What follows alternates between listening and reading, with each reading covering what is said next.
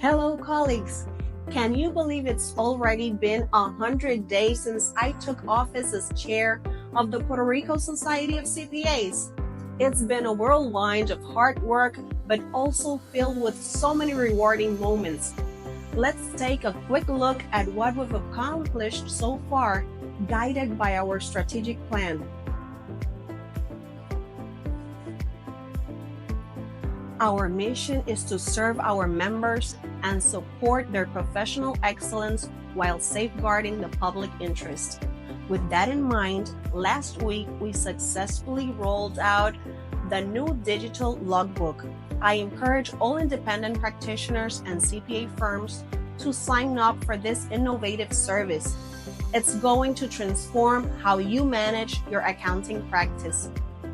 Another key goal in our strategic plan is to transform the continuing education model. I'm excited to share that we're about 90% done in our on-demand seminars project, which we plan to launch in 2025. We're also working on a rebroadcast initiative for our forums and have kicked off a Train the Trainers program for some of our instructors. I want to highlight that over these past months, the Society hosted the 13th Cyber Forum themed Navigating the Frontiers of Cyber Risks, and the Fraud Conference themed The Clouded Mirror of Fraud. How can we protect ourselves? Both events featured national and international experts. Additionally, several chapters organized roundtable discussions where topics included the results of the fee survey conducted by the Committee on CPA Firms and Independent Practitioners. On Thursday, December 4, we gathered at our headquarters, and attendees benefited from discussions on strategic and key insights to strengthen and make CPA practices more sustainable in the long run. The energy in the room was amazing. No one wanted to leave. This reflects our commitment to continuing to strengthen our profession and practices. Collaboration, networking, and mentorship are high on my list of priorities. Over the past few months, I've represented the Society at third sector events, sharing valuable information about local and federal tax exemption requirements and benefits. We also participated in the symposium Eradicating Gender-Based Violence, focusing on ending economic gender violence. I've also joined many events hosted by our committees and chapters. A big shout out and heartfelt thanks to the nearly 500 volunteers and chapter members for their incredible work. Some of the highlights include International Coastal Cleanup Day, the Susan G. Komen 5K Race for the Cure, a Thanksgiving lunch for the homeless in Rio Piedras, and the Bayamon Golf Tournament, among others. One very special moment was my meeting with the Council past chairs. I shared a recap of our progress and plans for the year ahead. Their advice has been invaluable, and I'm grateful for their continued support as we work together for a sustainable profession. Now, let me tell you about a fun challenge. I never thought being a chair of the Society of CPA would take me so far of my comfort zone. But here we are. On Wednesday, December 4, I had the honor of throwing the ceremonial first pitch at the Criollos de Caguas versus Gigantes de Carolina Winter League baseball game.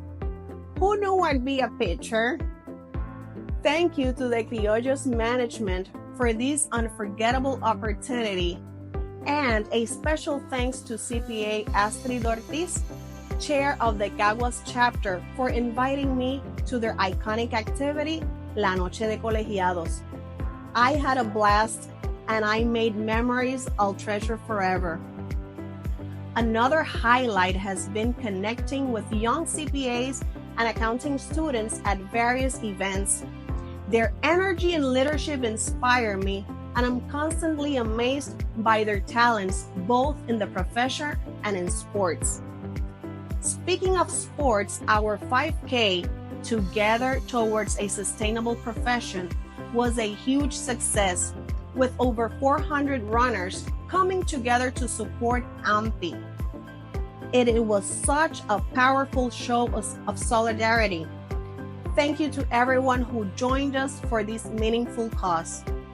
On a different note, we've been working hard to strengthen our relationship with the AICPA. Over the past few weeks, I attended the Fall Council Committee and participated in an episode of the AICPA's Accounting Today podcast in celebration of the Hispanic Heritage Month. We're also staying active with the Inter-American Accounting Association. In October, I traveled with a Puerto Rico delegation to the 10th Summit of the Americas in the Dominican Republic. Don't forget, in 2027, Puerto Rico will host colleagues from across Latin America for their Inter-American Accounting Conference. In the upcoming months, we'll be sharing details for everyone interested in joining our delegation for the 2025 Inter-American Accounting Conference, which will take place in Asunción, Paraguay. We'd love you to join us. On the local front, the I Want to Be a CPA program has been growing strong. I'm so grateful to the nearly 20 volunteers who've traveled across the island giving talks. Thank you to everyone who joined us at the SUM and the Expo Avanza educational fairs. There's still a lot to do, and we need more volunteers to reach even more high school students. If you're interested, please reach out to Axel Nevares, our communications coordinator. We've also been busy discussing CPA licensing requirements. Recently, we created a special team to develop the society's stance on the proposal to reduce the credit requirements from 150 to 120 credits. This is part of the AICPA's pipeline efforts, and we'll keep you updated as we move forward. Entrepreneurship is another area where we're making an impact. We've recorded several podcast episodes, given media interviews, and provided orientations for entrepreneurs to inspire and support them. And we continue positioning ourselves as the go-to authority on accounting topics. Over the past months, we've shared insights on WIPR and Radio Universidad, covering topics like entrepreneurship, personal finance, and year-end tax saving strategies. Thank you to all the volunteers who've made themselves available to participate. If you'd like to join these efforts, please contact Grisel Gonzalez, our communication director. Speaking of podcasts, our Martes de Números series is still going strong. Each month, we're adding a special profile interview featuring CPAs who shine in and beyond the profession. Don't miss our latest episode with CPA Jose Toro, former president of the Mayagüez chapter, available on YouTube, Spotify, and Apple Podcasts. Remember, Tuesdays are made for Martes de Números. We've also been part of crucial discussions for our profession, tackling topics like the global minimum tax, the island's power grid reconstruction, and the beneficial ownership information report. It's only been 100 days, and there's still so much ahead. Save the date, March 1st, for our 2025 charity event benefiting the Amar Foundation, the San Cristobal Montessori School, and Asesores Financieros Comunitarios. We'll have music by Conjunto Quisqueya and the band McCain. Stay tuned for more details. We can't wait to see you there. Thank you all for your support over these first 100 days. Let's keep moving forward together toward a sustainable profession. Until next week.